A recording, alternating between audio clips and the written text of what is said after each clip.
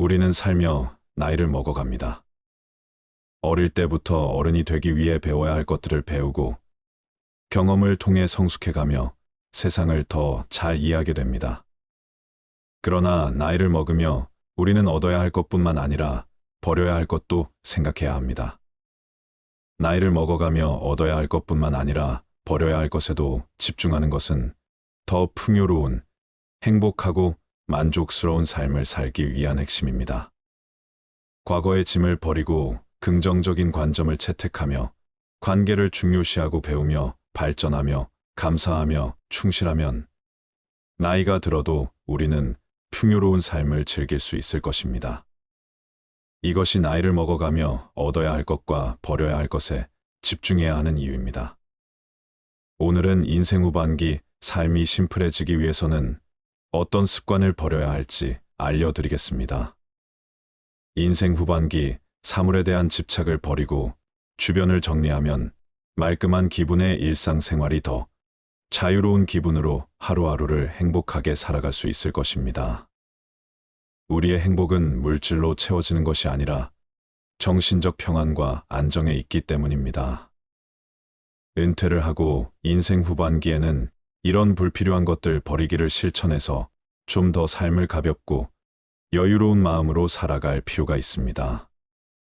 불필요한 것을 버리는 생활이란 단지 물건을 버리는 것만이 아니고 살아가면서 자신의 몸에 배어버린 안 좋은 습관들을 하나씩 버려 없애는 의미도 포함됩니다. 먼저 과거의 무거운 짐을 버려야 합니다. 나이가 들면서 우리는 과거의 경험과 기억을 더 많이 갖게 됩니다.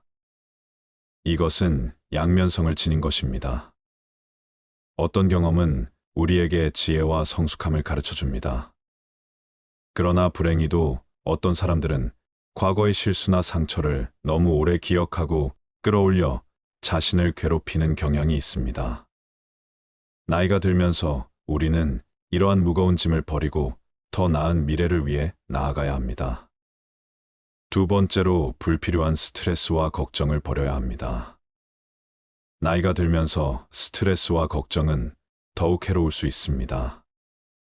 미래에 대한 불안, 건강 문제, 경제적 문제 등 다양한 이유로 우리는 스트레스를 받게 됩니다. 그러나 스트레스와 걱정은 우리의 건강을 해칠 수 있으며 행복을 방해할 수 있습니다. 나이가 들면서는 불필요한 스트레스와 걱정을 버리고 현재의 순간을 즐기기 위해 노력해야 합니다. 세 번째는 바로 선입견입니다. 어릴 때는 몰라서 이럴 거야 하고 착각하고 오해하는 경우가 많고 나이가 들면서는 이랬으니 이렇겠지 하고 편견을 갖게 되는 경우가 많습니다. 어릴 때는 내가 잘 모르고 어리석다는 것을 감추고 싶어서 그랬던 것 같고 나이가 들어서는 미지의 것에 대한 호기심을 잃어버려서 그랬던 것 같습니다. 시간이 지나 여러 가지 일들을 경험하고 그런 경험으로 인해 지혜가 생기는 것은 좋은 일이지만 반대로 선입견이라는 것이 생겨버리기도 합니다.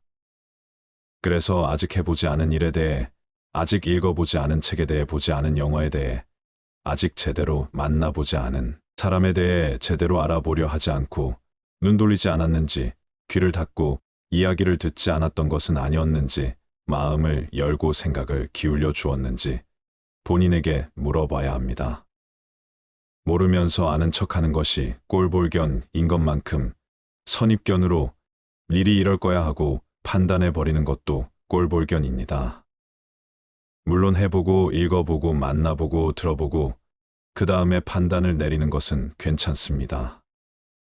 인생을 살면서 쓸데없다고까지는 할 수 없어도 그다지 꼭 필요하지 않은 것들에 너무 많은 시간과 물질 에너지를 낭비하고 살고 있다는 생각이 들 때가 있습니다. 우선 큰 집과 자동차 집안을 꽉 채우고 있는 수많은 가구나 옷, 기타 각종 물건들과 그리고 온갖 사람들과의 관계 때문에 생기는 행사나 만남들, 이로 인한 형식적 체면 치레 때문에 많은 시간과 돈을 쓰게 됩니다. 나이가 들면서 우리는 지금까지의 삶에 감사하고 충실해야 합니다. 우리의 경험과 노력에 대한 감사의 마음을 가지고 더 나은 미래를 향해 나아가야 합니다. 또한 가족과 친구들에 대한 감사의 마음을 표현하고 나누는 것도 중요합니다.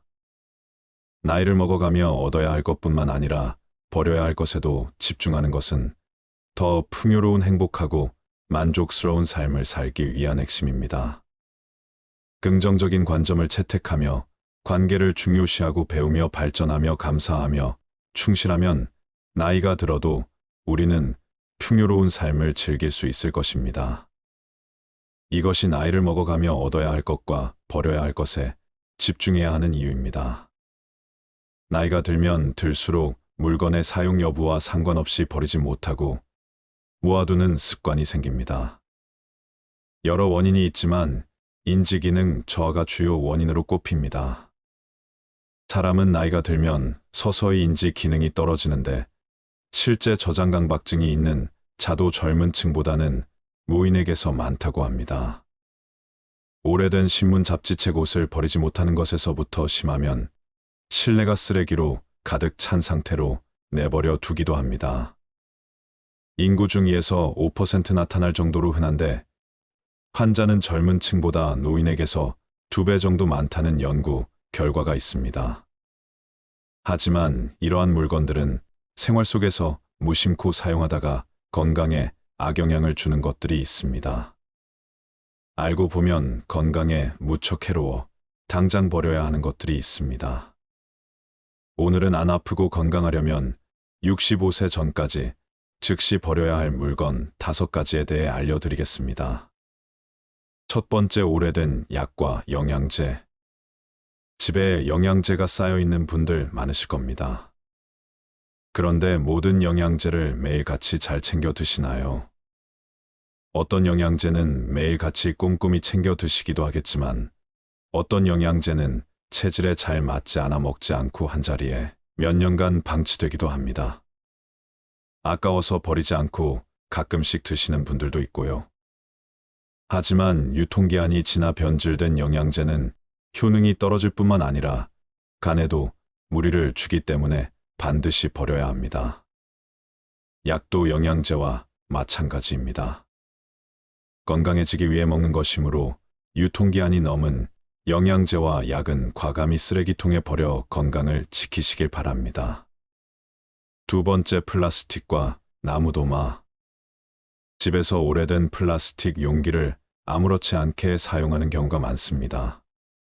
플라스틱 제품을 잘못 사용할 경우 건강에 치명적일 수 있습니다. 사용 중인 플라스틱 용기 중 PC 제품과 긁힌 상처가 많은 용기들을 모두 버리시기 바랍니다. 이러한 용기들은 가열할 때 유독 가스를 방출하는 물질인 비스페놀 A로 제조되었을 가능성이 매우 높습니다. 또 음식을 가열할 때 플라스틱 용기보다는 유리 용기를 사용하여 가열하는 것이 가장 좋습니다. 그리고 매일 우리는 집에서 도마를 사용해 음식을 만들어 먹습니다. 칼질 많이 한 플라스틱과 나무로 된 도마에 당연히 시간이 지날수록 흠집이 많아집니다. 수많은 틈 사이에는 박테리아나 곰팡이가 서식하기에 좋아 사용 후에는 반드시 도마를 깨끗이 닦아 통풍이 잘 되는 곳에 잘 말려줘야 합니다. 음식은 우리의 입을 통해 몸 안으로 들어가므로 위생적인 조리도구를 이용하는 것이 무엇보다 중요합니다. 세균과 곰팡이는 면역력을 떨어뜨리고 염증을 일으키기에 반드시 도마를 깨끗하게 유지하고 자주 바꿔 주도록 하세요. 요즘은 스테인리스 도마도 있다고 하니 균이 번식하기 어려운 도마를 사용해 보는 것도 좋을 것 같습니다. 세 번째, 낡고 다른 운동화. 운동화를 한번 사면 몇 년을 계속 신게 되는데 오래된 운동화는 굽이 달라 충격 흡수율이 매우 낮습니다. 또한 신발은 걸음걸이에 따라 뒷부분이 많이 마모되게 합니다. 그런데 마모가 된 신발을 계속 신는다면 어떻게 될까요? 특히 운동할 때 신는 운동화의 뒷부분은 체중이 실리면서 몸에 충격이 흡수되는 곳이므로 마모가 되면 새로운 신발을 신어줘야 합니다. 운도의 밑창이 다르면 뛰고 걸을 때마다 완충되는 곳이 없어 발바닥과 무릎과 허리가 그 충격을 그대로 흡수해 관절과 척추에 손상을 주게 되어 무릎, 통증과 허리, 디스크 등의 발병률을 높이게 됩니다. 아무리 마음에 드는 운동화라도 밑창에 마모된 곳이 있으면 꼭 교체하여 무릎과 허리가 다치지 않도록 예방하시기 바랍니다. 네 번째, 오래 써서 다른 칫솔. 매일 최소 하루 3번 치아를 닦아주는 칫솔은 세균이 번식하기 참 쉬운 물건입니다. 더군다나 입안 닦기 때문에 각질층이 없는 점막에 바로 세균이 침투하기 쉬워 각별히 깨끗하게 관리해야 합니다. 입안에 상처가 있다면 바로 혈관을 통해 세균이 우리 온몸을 헤집고 돌아다니게 되므로 반드시 칫솔 관리 위생을 지켜주셔야 합니다. 칫솔에 세균이 번식하는 것을 막으려면 일주일에 한 번 물을 묻혀 전자레인지 1분간 돌려주면 된다고 합니다. 생각보다 간단하죠. 평소에는 통풍이 잘 되는 곳에 놔둬 물이 빨리 마르게 해주시고 칫솔모가 벌어진 칫솔을 이용해 치아를 닦아주면 치해 제거가 되지 않으므로 최소 2~3개월마다 교체해 주어야 합니다. 다섯 번째, 오래된 화장품. 유통기한이 지났어도 아깝다며 화장품을 계속 바른 적이 있으신가요? 기초 화장품은 얼굴 전체에 매일 발라야 해서 그럴 일이 드물겠지만 색조 화장품은 기초 화장품에 비해 적은 부위에 바르고 기초 화장품만큼 빨리 닳지도 않아 몇 년 동안 사용하는 분들이 많은 것 같습니다. 하지만 색조 화장품도 기초 화장품과 마찬가지로 피부에 바로 닿는 물질이므로 반드시 유통기한을 지켜서 사용해야 합니다. 화장품은 사용하지 않는 동안 이 생물의 번식과 함께 오염될 수 있습니다. 특히 오래된 화장품은 세균, 곰팡이, 곤충 등의 미생물이 번식할 수 있는 환경입니다. 또한 일부 화장품에는 환경 호르몬이 포함되어 있을 수 있으며 장기적으로 건강에 해를 끼칠 수 있습니다. 특히 립스틱과 마스카라는 입과 눈의 점막에 바로 흡수될 수 있어 세균이 침투하기 쉬워 반드시 유통기한을 지켜야 한다고 합니다. 립스틱과 마스카라는 개봉 후 6개월까지 유통기한이라고 하니 참고하세요. 사용하지 않는 화장품은 즉시 버리는 것이 좋고 사용 중인 화장품은 꼭 유통기한을 체크하여 적절한 시기에 교체하세요. 우리의 건강은 우리가 책임져야 할 소중한 자산이므로 건강한 삶을 위해 행동에 옮겨 보시기 바랍니다. 지금까지 실제로 열심히 사고 모아두었지만 살다 보면 많은 것들이 그다지 쓸모가 없는 것들이라는 것을 알게 됩니다. 또한 많은 물건들로 둘러싸인 어수선한 공간에서는 정신도 쉽게 산만해지고 마음이 무거워져 생각도 정리가 되지 않습니다. 그러므로 물건에 대한 집착을 버리고 주변을 가볍게 정리할 필요가 있습니다. 살다 보면 어떤 일이든 후회가 남습니다. 미리 알았더라면 후회를 덜 남길 수 있었을까요? 인생의 후반기를 보내고 있는 60대들은 그들이 지금껏 살아온 발자취 곳곳에서 후회를 발견한다고 합니다. 인생의 시행착오를 줄이고 더 나은 인생을 살기 위해서 꼭 알아야 되는 건 무엇일까요? 첫 번째, 저축을 많이 하지 못한 것. 자축은 노후 대비에 가장 중요한 역할을 합니다. 은퇴 이후 가장 큰 고민을 경제적인 어려움이라고 꼽았습니다. 고정 수입이 줄어들고 자녀 지원비, 병원비 등 각종 늘어가는 지출비 탓에 생활고에 시달릴 수 있습니다. 노후 대비를 위해서는 먼저 저축을 시작해야 합니다. 저축을 시작할 때는 먼저 현재 수입과 지출을 파악하고 가능한 많은 돈을 저축하는 것이 좋습니다. 젊은 나이에 저축을 하지 않으면 은퇴 이후 큰 고난을 겪게 될 수 있습니다. 두 번째, 배우자에게 잘하지 못한 것. 배우자는 평생을 함께 할 반려자입니다. 60대가 되어서도 배우자가 옆에 있다면 그야말로 그것 자체가 천복입니다. 그러나 상대방의 소중함을 쉽게 간과해버리고는 합니다. 나이가 들수록 곁에는 서로만 남게 되며 자식도 소용없습니다. 배우자에게 최선을 다하며 앞으로의 노후를 그려 나갑시다. 세 번째, 건강을 소홀하게 한 것. 건강이 중요하다는 사실을 모르는 사람은 없습니다. 하지만 젊어서는 그것을 잘 모르고 자기의 몸을 혹사시킵니다. 그거 하나 한다고 건강해지겠어 하고 무심히 지나쳤던 습관들이 사실은 평생 건강을 지키는 열쇠입니다. 건강을 유지하기 위해서는 규칙적인 운동과 올바른 식습관을 유지하는 것이 중요합니다. 많은 종류의 영양소를 저염식으로 골고루 섭취하세요. 영양 과잉과 결핍이 되지 않도록 철저한 관리가 필요합니다. 그 중에서도 특히 치아 관리를 잘해야 합니다. 치아는 하루아침에 좋아지지 않기 때문입니다. 또한 건강검진도 정기적으로 받아 건강한 삶을 유지하는 것이 좋습니다. 건강한 삶은 노후에 대비하는 가장 좋은 방법입니다. 오래 사는 것이 기본인 시대에 우리는 유병장수보다는 무병장수로 가야 합니다. 네 번째, 자식과 대화를 많이 하지 못한 것. 자식들과 평소에 대화를 많이 하지 않았다면 노년의 소중한 친구 하나를 잃는 셈입니다. 늙고 병들면 자식들에게 의지하게 됩니다. 자식과 친밀한 관계를 유지해야 후회 없는 자식 농사를 했다고 느낄 수 있을 것입니다. 뿐만 아니라 자식과 건강한 유대감을 형성하는 것은 노년의 정신적 안정감에도 도움을 줍니다. 자녀들과 진정으로 소통하지 못했다면 노년이 불행할 것입니다. 다섯 번째, 노년을 함께 할 친구를 못 만든 것. 배우자 다음으로 친구가 가장 큰 자산입니다.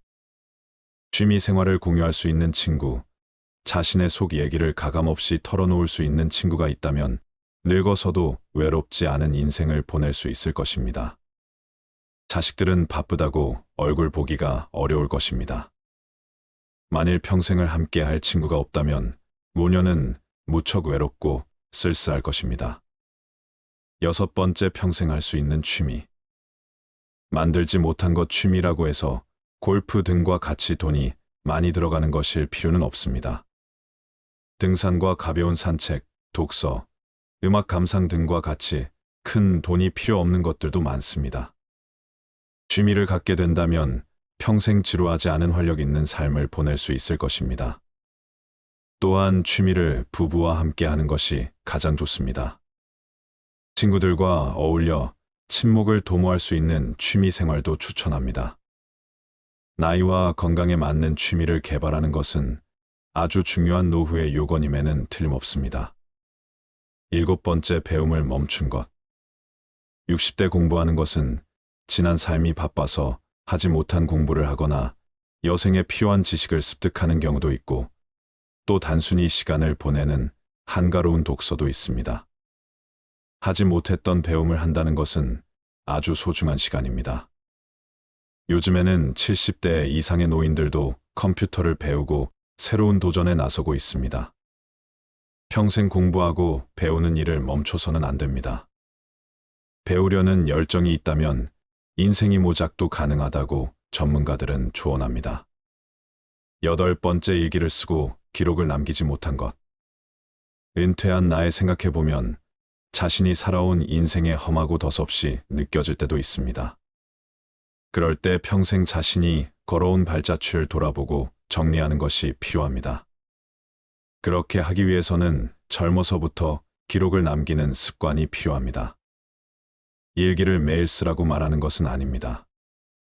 다만 틈틈이 기록하고 사진 등을 남겨놓으면 나중에 자신의 삶을 정리하는 데 도움이 될 것입니다. 아홉 번째, 연금과 보험을 들지 못한 것. 노년기에는 뜻하지 않게 먹더니 들어가는 경우가 많습니다. 대부분 건강과 관련된 비용입니다.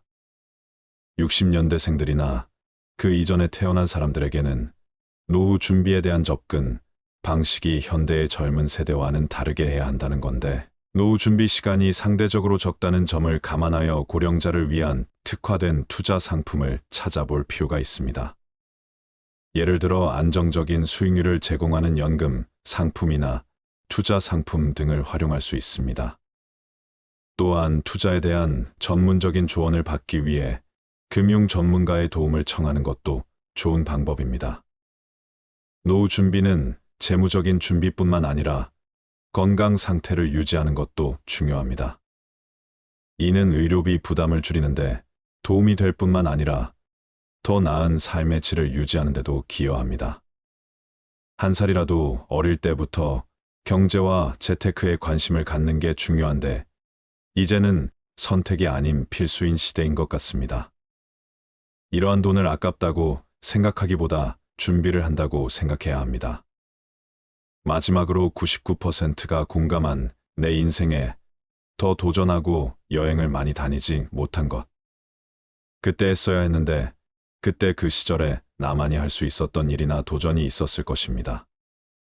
대부분의 사람들이 평생 살아오면서 가장 후회하는 것 중 하나가 도전을 하지 않았던 사실이라고 답했습니다.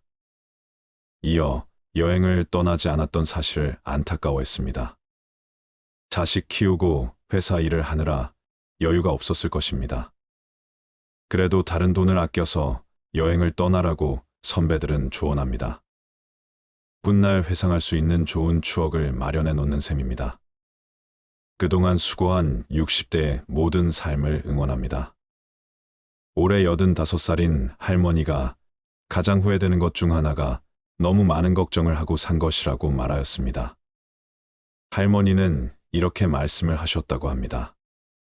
걱정하지 마. 그냥 내가 걱정한다고 못 사는 자식이 잘 사는 것도 아니고 내가 걱정한다고 병이 낫는 것도 아니야. 걱정은 하는 게 아니야. 차라리 그냥 좋아지길 바라는 게 더 좋아. 그리고 마지막에 죽을 때 웃는 사람이 행복한 줄 알았는데 그게 아니야. 평상시에 걱정 없이 행복하게 웃는 게 진짜 행복한 거야. 행복은 저축처럼 안 쓰고 모아둔다고 모아지는 게 아니야. 행복할 땐 그냥 걱정 없이 행복해야 돼. 평상시에 걱정 없이 행복한 것이 진짜 행복한 사람인 거야. 모아두었다가 꺼내 쓸 수 있는 게 행복이 아니야. 그냥 걱정하지 마. 편히 그냥 그렇게 웃으며 살아. 그게 최고야. 근데 그걸 그동안 못했어. 너무 늦게 깨달은 거지. 이 말을 보고 참 생각이 많아지더군요. 그동안 제가 어떻게 살았는지도 뒤돌아보게 되고 그랬습니다. 이럴 때 어느 스님의 말씀이 생각이 나네요. 과거를 후회하며 삶의 오답을 찾으려 하지 마라. 삶은 정답이 될 수 있고 오답도 될 수 있다. 즉, 삶의 정답은 없다. 개개인 모두가 정답이 될 수 있고 모두가 오답의 가능성도 있다. 그런데 우리는 끊임없이 정답을 찾고 쫓는 것에 습관이 되어 있다. 그러면서 후회를 한다. 그럴 필요 없다. 지금 내가 서 있는 이 자리가 내 자리이고 정답과 오답을 나누며 분별하는 마음이 괴로움을 가지고 오는 것이다. 정답이든 오답이든 그냥 그대로 다 받아들이면 그대로 정답이 되는 것이다. 여러분들의 후회되는 것들은 무엇이 있나요? 그리고 그 후회되는 것들을 하지 않기 위해 어떤 노력을 하고 있나요? 지금껏 쉴 틈 없이 달려온 여러분의 마음에 위로가 되는 좋은 글 하나 읽어 드리도록 하겠습니다. 다들 마음을 내려놓고 어느 한 의사의 이야기에 집중해 주시길 바랍니다. 나는 의대 교수였다. 79세의 노인이다. 정신과 전문의로 50년간 15만 명의 환자를 돌보고 학생들을 가르쳐 왔다. 퇴직 후 왼쪽 눈의 시력을 완전히 잃었다. 당뇨병, 고혈압, 통풍, 허리 디스크, 관상동맥 협착, 담석 등 7가지 중병과 고달픈 스트레스를 벗삼아 어쩔 수 없이 살아가고 있다. 한쪽 눈으로도 아침이면 해를 볼 수 있고 밤이 되면 별을 볼 수 있다. 잠이 들면 다음 날 아침에 햇살을 느낄 수 있고 기쁨과 슬픔과 사랑을 품을 수 있다.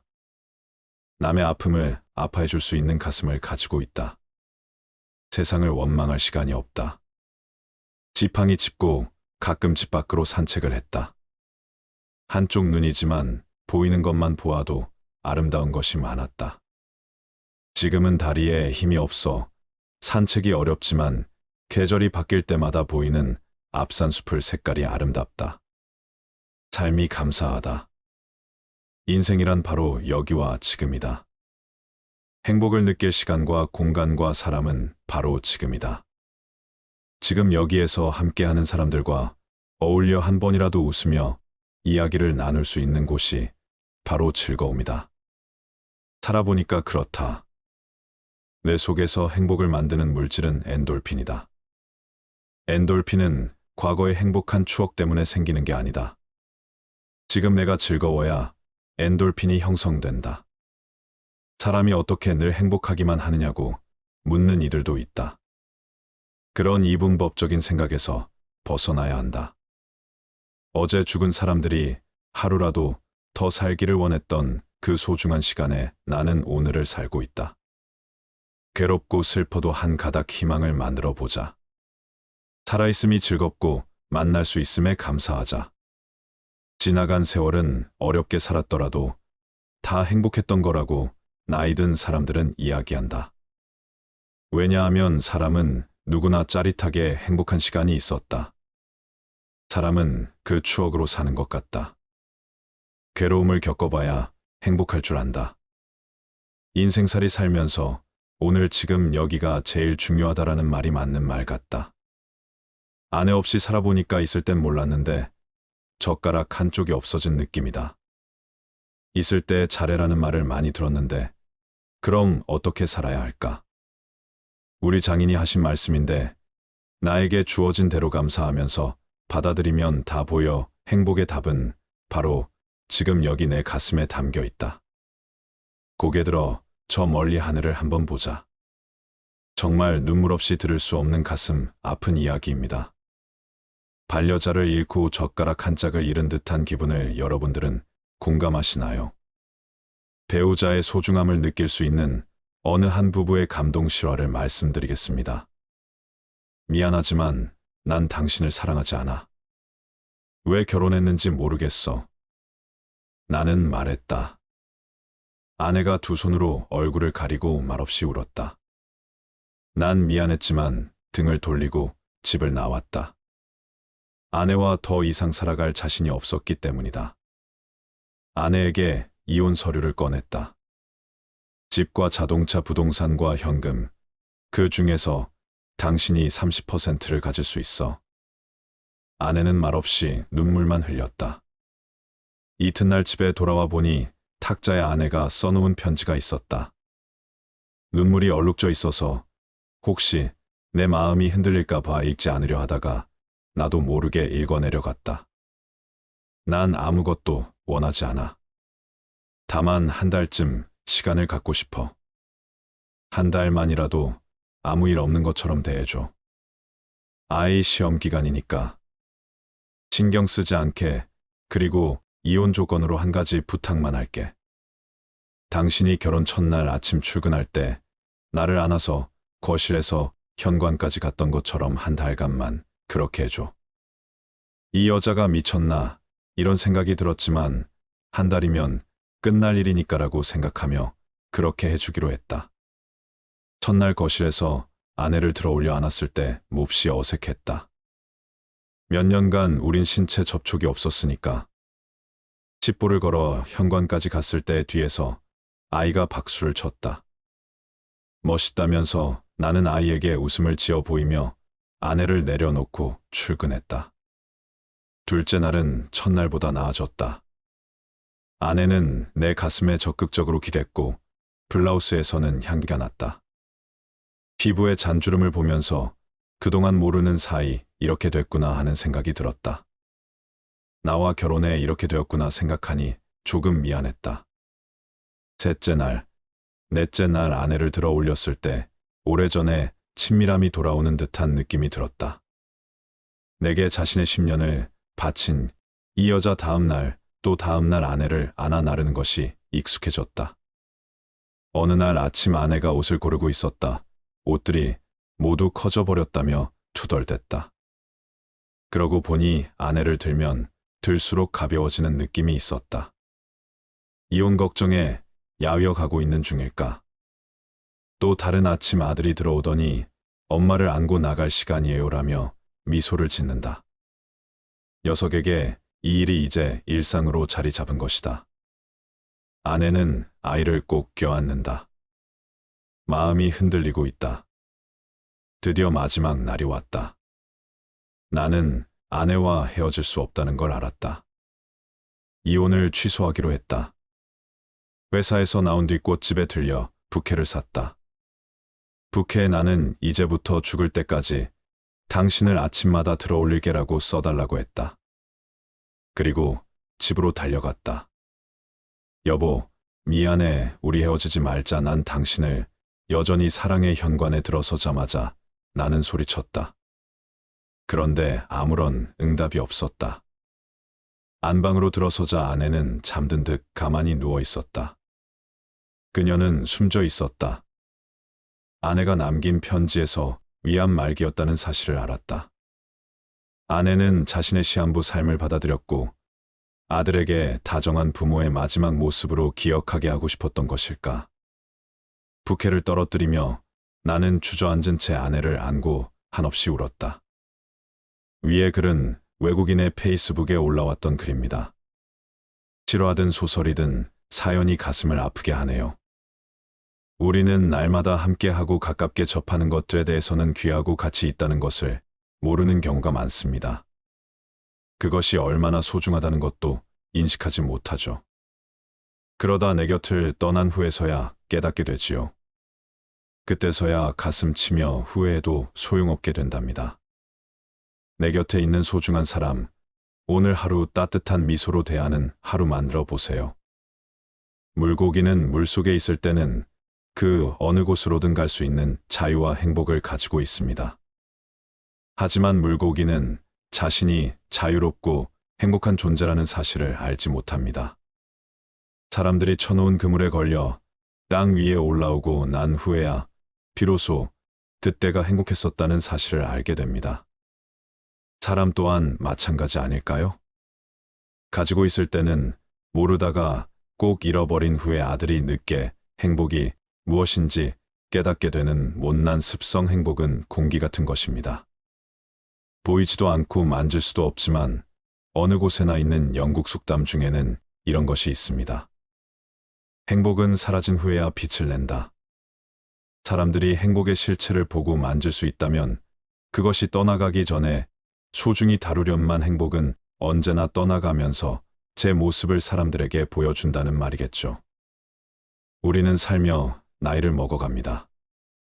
어릴 때부터 어른이 되기 위해 배워야 할 것들을 배우고 경험을 통해 성숙해가며 세상을 더 잘 이해하게 됩니다. 그러나 나이를 먹으며 우리는 얻어야 할 것뿐만 아니라 버려야 할 것도 생각해야 합니다. 나이를 먹어가며 얻어야 할 것뿐만 아니라 버려야 할 것에도 집중하는 것은 더 풍요로운, 행복하고 만족스러운 삶을 살기 위한 핵심입니다.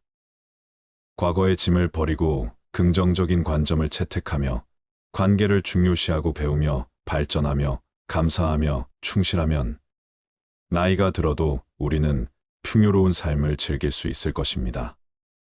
이것이 나이를 먹어가며 얻어야 할 것과 버려야 할 것에 집중해야 하는 이유입니다. 인생 후반기 사물에 대한 집착을 버리고 주변을 정리하면 말끔한 기분의 일상생활이 더 자유로운 기분으로 하루하루를 행복하게 살아갈 수 있을 것입니다. 우리의 행복은 물질로 채워지는 것이 아니라 정신적 평안과 안정에 있기 때문입니다. 은퇴를 하고 인생 후반기에는 이런 불필요한 것들 버리기를 실천해서 좀 더 삶을 가볍고 여유로운 마음으로 살아갈 필요가 있습니다. 불필요한 것을 버리는 생활이란 단지 물건을 버리는 것만이 아니고 살아가면서 자신의 몸에 배어버린 안 좋은 습관들을 하나씩 버려 없애는 의미도 포함됩니다. 먼저 과거의 무거운 짐을 버려야 합니다. 나이가 들면서 우리는 과거의 경험과 기억을 더 많이 갖게 됩니다. 이것은 양면성을 지닌 것입니다. 어떤 경험은 우리에게 지혜와 성숙함을 가르쳐 줍니다. 그러나 불행히도 어떤 사람들은 과거의 실수나 상처를 너무 오래 기억하고 끌어올려 자신을 괴롭히는 경향이 있습니다. 나이가 들면서 우리는 이러한 무거운 짐을 버리고 더 나은 미래를 위해 나아가야 합니다. 두 번째로 불필요한 스트레스와 걱정을 버려야 합니다. 나이가 들면서 스트레스와 걱정은 더욱 해로울 수 있습니다. 미래에 대한 불안, 건강 문제, 경제적 문제 등 다양한 이유로 우리는 스트레스를 받게 됩니다. 그러나 스트레스와 걱정은 우리의 건강을 해칠 수 있으며 행복을 방해할 수 있습니다. 나이가 들면서는 불필요한 스트레스와 걱정을 버리고 현재의 순간을 즐기기 위해 노력해야 합니다. 세 번째는 바로 선입견입니다. 어릴 때는 몰라서 이럴 거야 하고 착각하고 오해하는 경우가 많고, 나이가 들면서는 이랬으니 이렇겠지 하고 편견을 갖게 되는 경우가 많습니다. 어릴 때는 내가 잘 모르고 어리석다는 것을 감추고 싶어서 그랬던 것 같고, 나이가 들어서는 미지의 것에 대한 호기심을 잃어버려서 그랬던 것 같습니다. 시간이 지나 여러 가지 일들을 경험하고 그런 경험으로 인해 지혜가 생기는 것은 좋은 일이지만, 반대로 선입견이라는 것이 생겨버리기도 합니다. 그래서 아직 해보지 않은 일에 대해, 아직 읽어보지 않은 책에 대해, 보지 않은 영화에 대해, 아직 제대로 만나보지 않은 사람에 대해 제대로 알아보려 하지 않고, 눈 돌리지 않았는지, 귀를 닫고 이야기를 듣지 않았던 것은 아니었는지, 마음을 열고 생각을 기울여 주었는지 본인에게 물어봐야 합니다. 모르면서 아는 척하는 것이 꼴볼견인 것만큼 선입견으로 일이 이럴 거야 하고 판단해버리는 것도 꼴볼견입니다. 물론 해보고 읽어보고 만나보고 들어보고 그 다음에 판단을 내리는 것은 괜찮습니다. 인생을 살면서 쓸데없다고까지는 할 수 없어도 그다지 꼭 필요하지 않은 것들에 너무 많은 시간과 물질 에너지를 낭비하고 살고 있다는 생각이 들 때가 있습니다. 우선 큰 집과 자동차 집안을 꽉 채우고 있는 수많은 가구나 옷, 기타 각종 물건들과, 그리고 온갖 사람들과의 관계 때문에 생기는 행사나 만남들, 이로 인한 형식적 체면 치레 때문에 많은 시간과 돈을 쓰게 됩니다. 나이가 들면서 우리는 지금까지의 삶에 감사하고 충실해야 합니다. 우리의 경험과 노력에 대한 감사의 마음을 가지고 더 나은 미래를 향해 나아가야 합니다. 또한 가족과 친구들에 대한 감사의 마음을 표현하고 나누는 것도 중요합니다. 나이를 먹어가며 얻어야 할 것뿐만 아니라 버려야 할 것에도 집중하는 것은 더 풍요로운, 행복하고 만족스러운 삶을 살기 위한 핵심입니다. 긍정적인 관점을 채택하며 관계를 중요시하고 배우며 발전하며 감사하며 충실하면 나이가 들어도 우리는 풍요로운 삶을 즐길 수 있을 것입니다. 이것이 나이를 먹어가며 얻어야 할 것과 버려야 할 것에 집중해야 하는 이유입니다. 나이가 들면 들수록 물건의 사용 여부와 상관없이 버리지 못하고 모아두는 습관이 생깁니다. 여러 원인이 있지만 인지기능 저하가 주요 원인으로 꼽힙니다. 사람은 나이가 들면 서서히 인지 기능이 떨어지는데, 실제 저장 강박증이 있는 자도 젊은 층보다는 노인에게서 많다고 합니다. 오래된 신문, 잡지책, 옷을 버리지 못하는 것에서부터 심하면 실내가 쓰레기로 가득 찬 상태로 내버려 두기도 합니다. 인구 중 2에서 5% 나타날 정도로 흔한데, 환자는 젊은 층보다 노인에게서 2배 정도 많다는 연구 결과가 있습니다. 하지만 이러한 물건들은 생활 속에서 무심코 사용하다가 건강에 악영향을 주는 것들이 있습니다. 알고 보면 건강에 무척 해로워 당장 버려야 하는 것들이 있습니다. 오늘은 안 아프고 건강하려면 65세 전까지 즉시 버려야 할 물건 5가지에 대해 알려드리겠습니다. 첫 번째, 오래된 약과 영양제. 집에 영양제가 쌓여있는 분들 많으실 겁니다. 그런데 모든 영양제를 매일같이 잘 챙겨 드시나요? 어떤 영양제는 매일같이 꼼꼼히 챙겨 드시기도 하겠지만, 어떤 영양제는 체질에 잘 맞지 않아 먹지 않고 한자리에 몇 년간 방치되기도 합니다. 아까워서 버리지 않고 가끔씩 드시는 분들도 있고요. 하지만 유통기한이 지나 변질된 영양제는 효능이 떨어질 뿐만 아니라 간에도 무리를 주기 때문에 반드시 버려야 합니다. 약도 영양제와 마찬가지입니다. 건강해지기 위해 먹는 것이므로 유통기한이 넘은 영양제와 약은 과감히 쓰레기통에 버려 건강을 지키시길 바랍니다. 두 번째, 플라스틱과 나무도마. 집에서 오래된 플라스틱 용기를 아무렇지 않게 사용하는 경우가 많습니다. 플라스틱 제품을 잘못 사용할 경우 건강에 치명적일 수 있습니다. 사용 중인 플라스틱 용기 중 PC 제품과 긁힌 상처가 많은 용기들을 모두 버리시기 바랍니다. 이러한 용기들은 가열할 때 유독 가스를 방출하는 물질인 비스페놀 A로 제조되었을 가능성이 매우 높습니다. 또 음식을 가열할 때 플라스틱 용기보다는 유리 용기를 사용하여 가열하는 것이 가장 좋습니다. 그리고 매일 우리는 집에서 도마를 사용해 음식을 만들어 먹습니다. 칼질 많이 한 플라스틱과 나무로 된 도마에 당연히 시간이 지날수록 흠집이 많아집니다. 수많은 틈 사이에는 박테리아나 곰팡이가 서식하기에 좋아 사용 후에는 반드시 도마를 깨끗이 닦아 통풍이 잘 되는 곳에 잘 말려줘야 합니다. 음식은 우리의 입을 통해 몸 안으로 들어가므로 위생적인 조리도구를 이용하는 것이 무엇보다 중요합니다. 세균과 곰팡이는 면역력을 떨어뜨리고 염증을 일으키기에 반드시 도마를 깨끗하게 유지하고 자주 바꿔 주도록 하세요. 요즘은 스테인리스 도마도 있다고 하니 균이 번식하기 어려운 도마를 사용해 보는 것도 좋을 것 같습니다. 세 번째, 낡고 다른 운동화.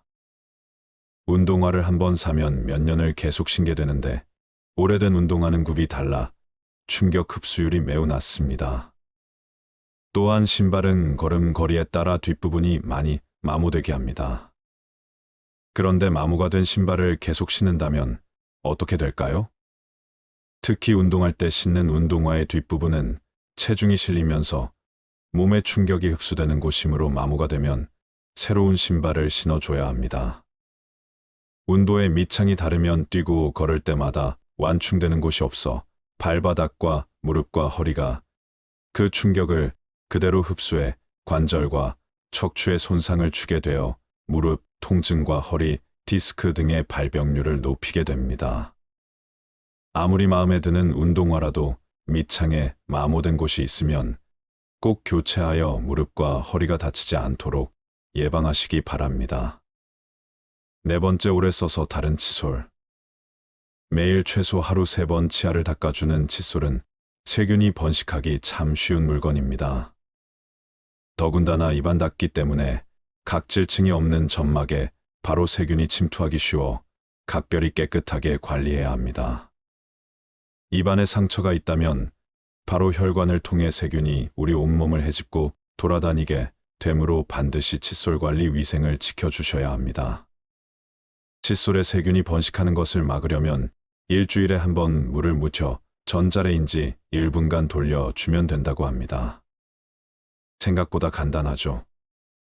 평소에는 통풍이 잘 되는 곳에 놔둬 물이 빨리 마르게 해주시고 칫솔모가 벌어진 칫솔을 이용해 치아를 닦아주면 치해 제거가 되지 않으므로 최소 2~3개월마다 교체해 주어야 합니다. 다섯 번째, 오래된 화장품. 유통기한이 지났어도 아깝다며 화장품을 계속 바른 적이 있으신가요? 기초 화장품은 얼굴 전체에 매일 발라야 해서 그럴 일이 드물겠지만 색조 화장품은 기초 화장품에 비해 적은 부위에 바르고 기초 화장품만큼 빨리 닳지도 않아 몇 년 동안 사용하는 분들이 많은 것 같습니다. 하지만 색조 화장품도 기초 화장품과 마찬가지로 피부에 바로 닿는 물질이므로 반드시 유통기한을 지켜서 사용해야 합니다. 화장품은 사용하지 않는 동안 이 생물의 번식과 함께 오염될 수 있습니다. 특히 오래된 화장품은 세균, 곰팡이, 곤충 등의 미생물이 번식할 수 있는 환경입니다. 또한 일부 화장품에는 환경 호르몬이 포함되어 있을 수 있으며 장기적으로 건강에 해를 끼칠 수 있습니다. 특히 립스틱과 마스카라는 입과 눈의 점막에 바로 흡수될 수 있어 세균이 침투하기 쉬워 반드시 유통기한을 지켜야 한다고 합니다. 립스틱과 마스카라는 개봉 후 6개월까지 유통기한이라고 하니 참고하세요. 사용하지 않는 화장품은 즉시 버리는 것이 좋고 사용 중인 화장품은 꼭 유통기한을 체크하여 적절한 시기에 교체하세요. 우리의 건강은 우리가 책임져야 할 소중한 자산이므로 건강한 삶을 위해 행동에 옮겨 보시기 바랍니다. 지금까지 실제로 열심히 사고 모아두었지만 살다 보면 많은 것들이 그다지 쓸모가 없는 것들이라는 것을 알게 됩니다. 또한 많은 물건들로 둘러싸인 어수선한 공간에서는 정신도 쉽게 산만해지고 마음이 무거워져 생각도 정리가 되지 않습니다. 그러므로 물건에 대한 집착을 버리고 주변을 가볍게 정리할 필요가 있습니다. 살다 보면 어떤 일이든 후회가 남습니다. 미리 알았더라면 후회를 덜 남길 수 있었을까요? 인생의 후반기를 보내고 있는 60대들은 그들이 지금껏 살아온 발자취 곳곳에서 후회를 발견한다고 합니다. 인생의 시행착오를 줄이고 더 나은 인생을 살기 위해서 꼭 알아야 되는 건 무엇일까요? 첫 번째, 저축을 많이 하지 못한 것. 자축은 노후 대비에 가장 중요한 역할을 합니다. 은퇴 이후 가장 큰 고민을 경제적인 어려움이라고 꼽았습니다. 고정 수입이 줄어들고 자녀 지원비, 병원비 등 각종 늘어가는 지출비 탓에 생활고에 시달릴 수 있습니다. 노후 대비를 위해서는 먼저 저축을 시작해야 합니다. 저축을 시작할 때는 먼저 현재 수입과 지출을 파악하고 가능한 많은 돈을 저축하는 것이 좋습니다. 젊은 나이에 저축을 하지 않으면 은퇴 이후 큰 고난을 겪게 될 수 있습니다. 두 번째, 배우자에게 잘하지 못한 것. 배우자는 평생을 함께 할 반려자입니다. 60대가 되어서도 배우자가 옆에 있다면 그야말로 그것 자체가 천복입니다. 그러나 상대방의 소중함을 쉽게 간과해버리고는 합니다. 나이가 들수록 곁에는 서로만 남게 되며 자식도 소용없습니다. 배우자에게 최선을 다하며 앞으로의 노후를 그려나갑시다. 세 번째, 건강을 소홀하게 한 것. 건강이 중요하다는 사실을 모르는 사람은 없습니다. 하지만 젊어서는 그것을 잘 모르고 자기의 몸을 혹사시킵니다. 그거 하나 한다고 건강해지겠어 하고 무심히 지나쳤던 습관들이 사실은 평생 건강을 지키는 열쇠입니다. 건강을 유지하기 위해서는 규칙적인 운동과 올바른 식습관을 유지하는 것이 중요합니다. 많은 종류의 영양소를 저염식으로 골고루 섭취하세요. 영양 과잉과 결핍이 되지 않도록 철저한 관리가 필요합니다. 그 중에서도 특히 치아 관리를 잘해야 합니다. 치아는 하루아침에 좋아지지 않기 때문입니다. 또한 건강검진도 정기적으로 받아 건강한 삶을 유지하는 것이 좋습니다. 건강한 삶은 노후에 대비하는 가장 좋은 방법입니다. 오래 사는 것이 기본인 시대에 우리는 유병장수보다는 무병장수로 가야 합니다. 네 번째, 자식과 대화를 많이 하지 못한 것. 자식들과 평소에 대화를 많이 하지 않았다면 노년의 소중한 친구 하나를 잃는 셈입니다. 늙고 병들면 자식들에게 의지하게 됩니다. 자식과 친밀한 관계를 유지해야 후회 없는 자식 농사를 했다고 느낄 수 있을 것입니다. 뿐만 아니라 자식과 건강한 유대감을 형성하는 것은 노년의 정신적 안정감에도 도움을 줍니다. 자녀들과 진정으로 소통하지 못했다면 노년이 불행할 것입니다. 다섯 번째, 노년을 함께 할 친구를 못 만든 것. 배우자 다음으로 친구가 가장 큰 자산입니다. 취미 생활을 공유할 수 있는 친구, 자신의 속 얘기를 가감없이 털어놓을 수 있는 친구가 있다면 늙어서도 외롭지 않은 인생을 보낼 수 있을 것입니다. 자식들은 바쁘다고 얼굴 보기가 어려울 것입니다. 만일 평생을 함께 할 친구가 없다면 노년은 무척 외롭고 쓸쓸할 것입니다. 여섯 번째, 평생 할 수 있는 취미. 만들지 못한 것 취미라고 해서 골프 등과 같이 돈이 많이 들어가는 것일 필요는 없습니다. 등산과 가벼운 산책, 독서, 음악 감상 등과 같이 큰 돈이 필요 없는 것들도 많습니다. 취미를 갖게 된다면 평생 지루하지 않은 활력 있는 삶을 보낼 수 있을 것입니다. 또한 취미를 부부와 함께 하는 것이 가장 좋습니다. 친구들과 어울려 친목을 도모할 수 있는 취미 생활도 추천합니다. 나이와 건강에 맞는 취미를 개발하는 것은 아주 중요한 노후의 요건임에는 틀림없습니다. 일곱 번째, 배움을 멈춘 것. 60대 공부하는 것은 지난 삶이 바빠서 하지 못한 공부를 하거나 여생에 필요한 지식을 습득하는 경우도 있고, 또 단순히 시간을 보내는 한가로운 독서도 있습니다. 하지 못했던 배움을 한다는 것은 아주 소중한 시간입니다. 요즘에는 70대 이상의 노인들도 컴퓨터를 배우고 새로운 도전에 나서고 있습니다. 평생 공부하고 배우는 일을 멈춰서는 안 됩니다. 배우려는 열정이 있다면 인생이 모작도 가능하다고 전문가들은 조언합니다. 여덟 번째, 일기를 쓰고 기록을 남기지 못한 것. 은퇴한 나에 생각해보면 자신이 살아온 인생의 험하고 덧없이 느껴질 때도 있습니다. 그럴 때 평생 자신이 걸어온 발자취를 돌아보고 정리하는 것이 필요합니다. 그렇게 하기 위해서는 젊어서부터 기록을 남기는 습관이 필요합니다. 일기를 매일 쓰라고 말하는 것은 아닙니다.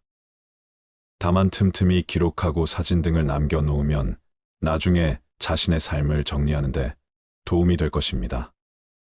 아홉 번째, 연금과 보험을 들지 못한 것.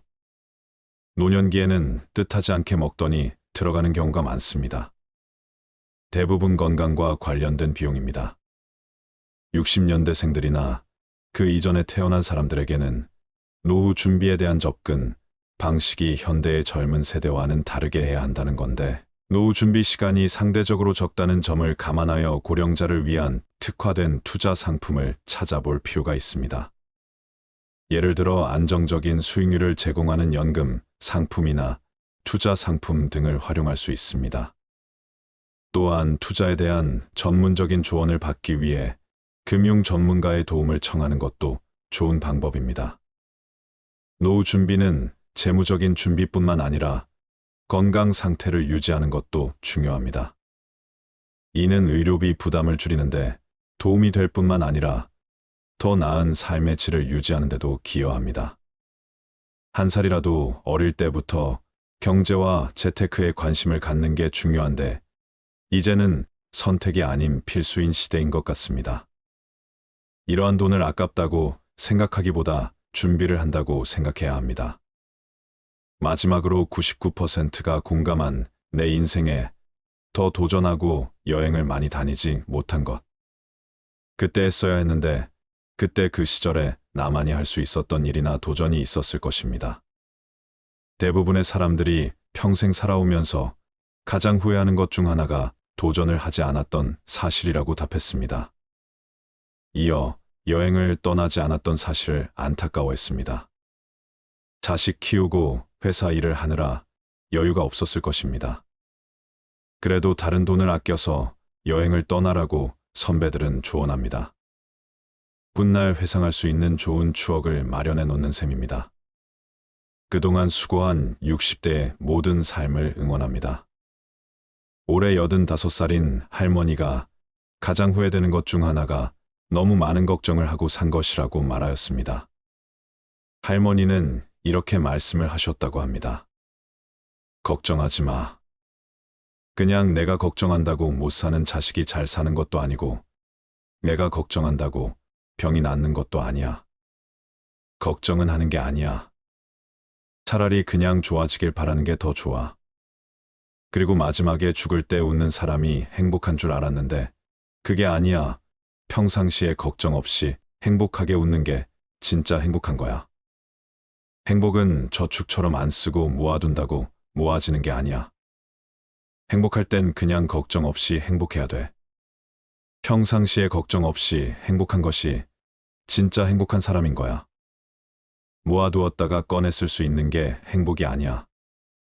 그냥 걱정하지 마. 편히 그냥 그렇게 웃으며 살아. 그게 최고야. 근데 그걸 그동안 못했어. 너무 늦게 깨달은 거지. 이 말을 보고 참 생각이 많아지더군요. 그동안 제가 어떻게 살았는지도 뒤돌아보게 되고 그랬습니다. 이럴 때 어느 스님의 말씀이 생각이 나네요. 과거를 후회하며 삶의 오답을 찾으려 하지 마라. 삶은 정답이 될 수 있고 오답도 될 수 있다. 즉, 삶의 정답은 없다. 개개인 모두가 정답이 될 수 있고 모두가 오답의 가능성도 있다. 그런데 우리는 끊임없이 정답을 찾고 쫓는 것에 습관이 되어 있다. 그러면서 후회를 한다. 그럴 필요 없다. 지금 내가 서 있는 이 자리가 내 자리이고 정답과 오답을 나누며 분별하는 마음이 괴로움을 가지고 오는 것이다. 정답이든 오답이든 그냥 그대로 다 받아들이면 그대로 정답이 되는 것이다. 여러분들의 후회되는 것들은 무엇이 있나요? 그리고 그 후회되는 것들을 하지 않기 위해 어떤 노력을 하고 있나요? 지금껏 쉴 틈 없이 달려온 여러분의 마음에 위로가 되는 좋은 글 하나 읽어 드리도록 하겠습니다. 다들 마음을 내려놓고 어느 한 의사의 이야기에 집중해 주시길 바랍니다. 나는 의대 교수였다. 79세의 노인이다. 정신과 전문의로 50년간 15만 명의 환자를 돌보고 학생들을 가르쳐 왔다. 퇴직 후 왼쪽 눈의 시력을 완전히 잃었다. 당뇨병, 고혈압, 통풍, 허리 디스크, 관상동맥 협착, 담석 등 7가지 중병과 고달픈 스트레스를 벗삼아 어쩔 수 없이 살아가고 있다. 한쪽 눈으로도 아침이면 해를 볼 수 있고 밤이 되면 별을 볼 수 있다. 잠이 들면 다음 날 아침에 햇살을 느낄 수 있고 기쁨과 슬픔과 사랑을 품을 수 있다. 남의 아픔을 아파해 줄 수 있는 가슴을 가지고 있다. 세상을 원망할 시간이 없다. 지팡이 짚고 가끔 집 밖으로 산책을 했다. 한쪽 눈이지만 보이는 것만 보아도 아름다운 것이 많았다.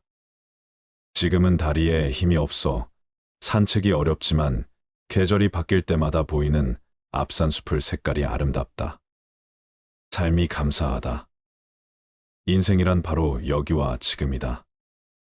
행복을 느낄 시간과 공간과 사람은 바로 지금이다. 지금 여기에서 함께하는 사람들과 어울려 한 번이라도 웃으며 이야기를 나눌 수 있는 곳이 바로 즐거움이다. 살아보니까 그렇다. 뇌 속에서 행복을 만드는 물질은 엔돌핀이다. 엔돌핀은 과거의 행복한 추억 때문에 생기는 게 아니다.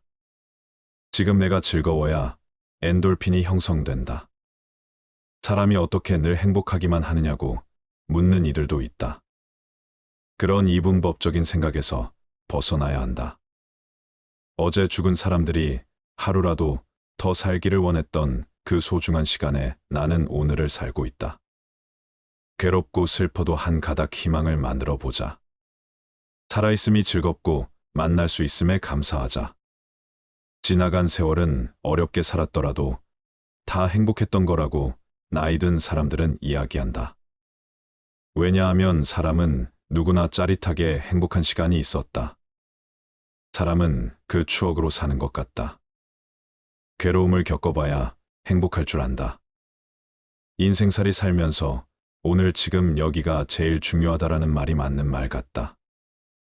아내 없이 살아보니까 있을 땐 몰랐는데 젓가락 한쪽이 없어진 느낌이다. 있을 때 잘해라는 말을 많이 들었는데 그럼 어떻게 살아야 할까? 우리 장인이 하신 말씀인데 나에게 주어진 대로 감사하면서 받아들이면 다 보여. 행복의 답은 바로 지금 여기 내 가슴에 담겨 있다. 고개 들어 저 멀리 하늘을 한번 보자. 정말 눈물 없이 들을 수 없는 가슴 아픈 이야기입니다. 반려자를 잃고 젓가락 한 짝을 잃은 듯한 기분을 여러분들은 공감하시나요?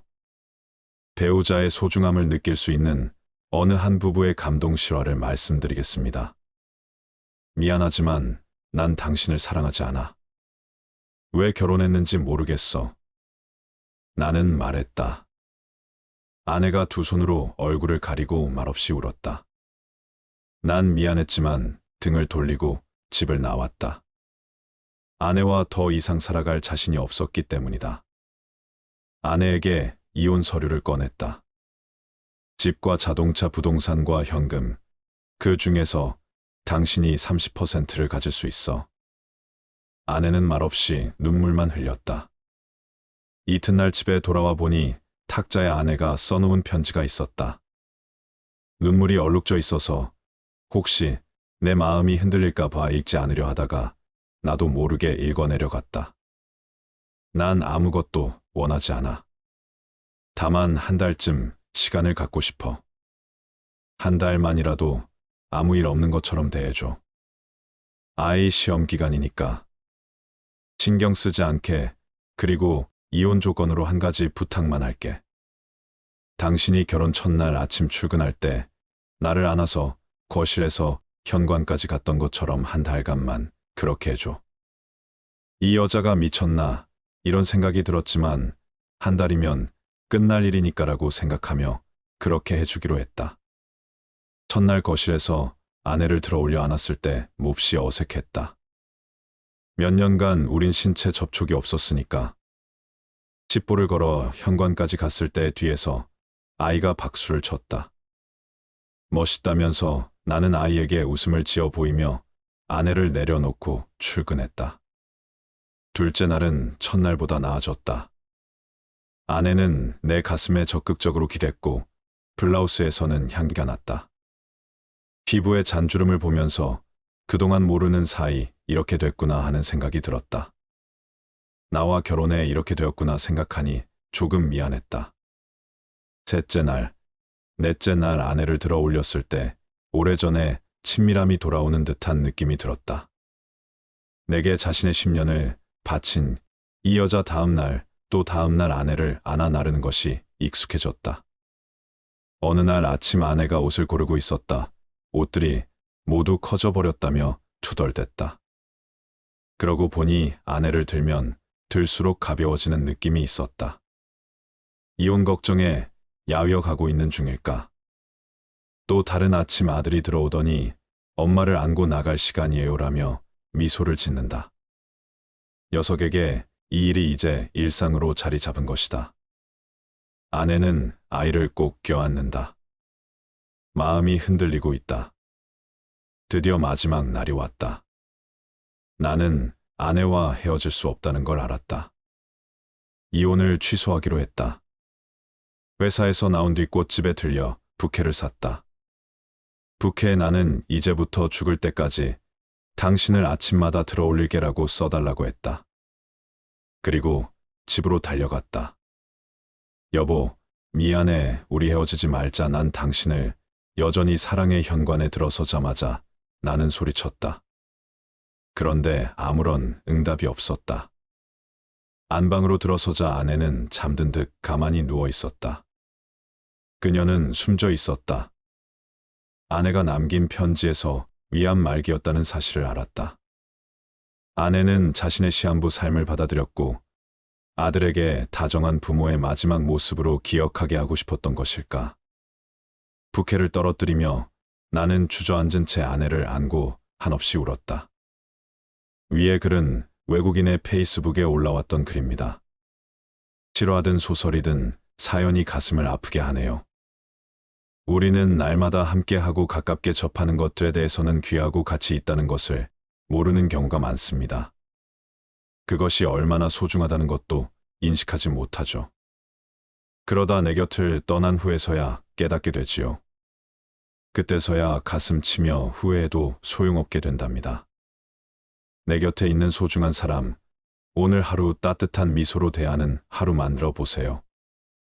물고기는 물속에 있을 때는 그 어느 곳으로든 갈 수 있는 자유와 행복을 가지고 있습니다.